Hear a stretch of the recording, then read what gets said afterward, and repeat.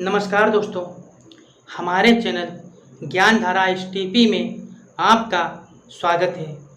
मैं आशीष कुमार आज फिर आपके लिए ओशो की एक नई बेहतरीन शानदार कहानी लेकर आया हूँ और यह कहानी बहुत ही अच्छी है और आपके जीवन में परिवर्तन भी ला सकती है, आपकी सोच में भी परिवर्तन ला सकती है।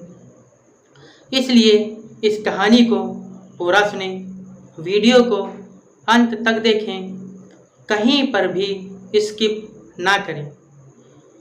आइए दोस्तों, तो अब हम आपको ओशो की कहानी की तरफ ले चलते हैं। जैसे कि एक राजा था और उस राजा ने अपने नगर में, अपने राज्य में घोषणा करवा दी कि कल हमारे राज का मुख्य दरवाज़ा खुलेगा और जो भी व्यक्ति जिस वस्तु को हाथ लगाएगा वह वस्तु उस व्यक्ति की हो जाएगी।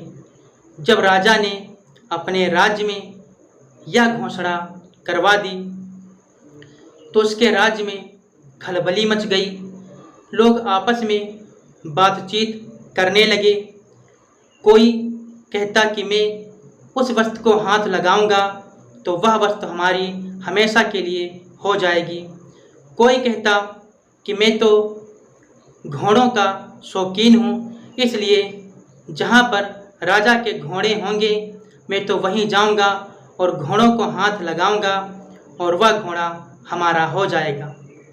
कुछ लोग हाथियों के शौकीन थे तो कुछ लोग कहते कि मैं तो हाथियों को हाथ लगाऊंगा और हाथी फिर हमेशा के लिए हमारे हो जाएंगे। कोई कहता मैं तो सोने को हाथ लगाऊंगा और सोना सदैव के लिए हमारा हो जाएगा। तो कोई कहता कि मैं तो दुधारू गायों को हाथ लगाऊंगा तो जितनी भी गायें हैं वह सभी हमारी हो जाएंगी।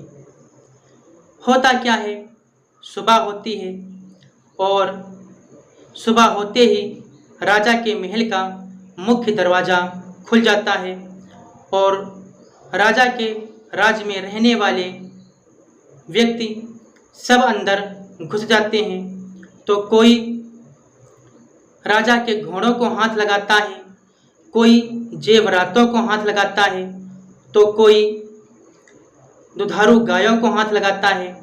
लेकिन जो व्यक्ति थे उनमें यह भी डर बना हुआ था कि कोई हमसे पहले ना चला जाए, जो हमारी मनचाही वस्तु को कोई दूसरा हाथ लगा दे और वह हमारी ना हो करके दूसरे की हो जाए। तो इसलिए सब बहुत तेज़ दौड़े और जिसके मन में जो इच्छा थी वस्तु चाहने की, उस वस्तु को वह हाथ लगाते गए।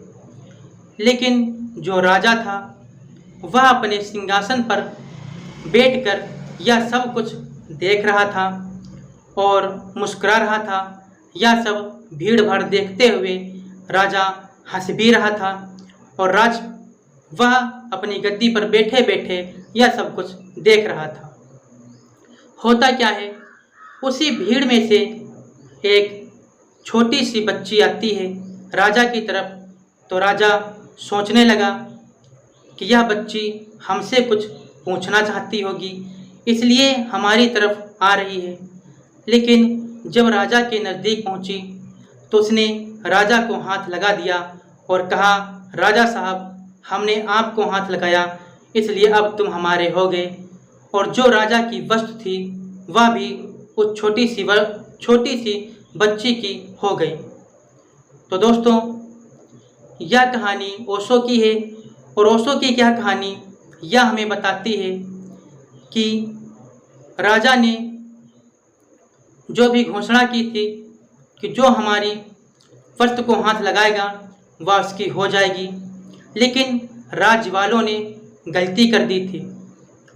इसी प्रकार से ईश्वर हमें हर रोज़ मौका देता है एक, और हम लोग ईश्वर की बनाई हुई वस्तुओं को मन में इच्छा रखते हैं चाहने की, लेकिन हम यह नहीं सोच पाते कि अगर ईश्वर ही हमारा हो जाए तो ईश्वर की बनाई हुई हर वस्तु हमारी हो जाएगी।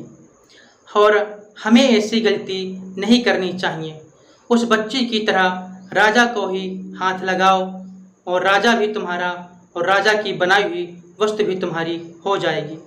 संसारिक वस्तुओं के पीछे इंसान भागता है जो कि नाशवान है। तो दोस्तों, अब आपको सोचना यह है कि परमात्मा को चाहना है या परमात्मा से चाहना है। कोशिश करें आप कि परमात्मा को ही चाहना है। तो दोस्तों, मैं आशा करता हूँ आपको यह कहानी अच्छी लगी होगी और मैं अगली वीडियो में मिलूँगा एक नई कहानी के साथ। तब तक के लिए नमस्कार।